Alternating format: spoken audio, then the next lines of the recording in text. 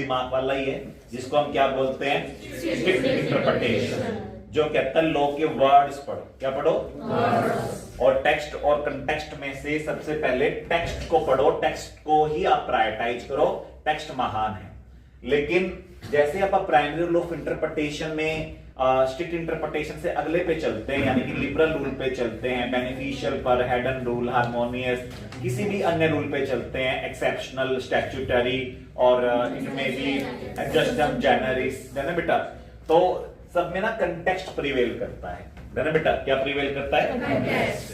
और खुद literal rule भी इनडायरेक्टली कंटेक्स्ट को ही प्रायोरिटाइज करता है। खुद लिटरल रूल भी क्या कहता है, टेक्स्ट को आपको प्रायोरिटाइज तभी तक करना है जब तक टेक्स्ट कंटेक्स्ट में फिट हो रहा, जब तक कि टेक्स्ट कंटेक्स्ट में फिट हो रहा। वो कह रहा है आपने कोई वर्ड पढ़ा, सेंटेंस पढ़ा लो में, और आपको पढ़ते ही समझ आ, तो फिर मेन चीज तो समझ आना है ना। और देन जब आप उसको छोड़ते हो स्ट्रिक्ट इंटरप्रिटेशन को, यानी कि ग्रामेटिकल इंटरप्रिटेशन को, और उसको छोड़कर आप अदर रूल्स पे जाते हो, तो किस लिए गए? क्योंकि समझ नहीं आना, है ना बेटा। तो मेन चीज क्या है? समझ। और समझ को क्या बोलते हैं? कॉन्टेक्स्ट, है ना बेटा।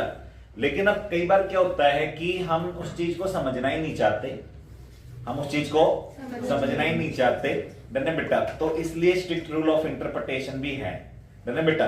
कई बार क्या होता है,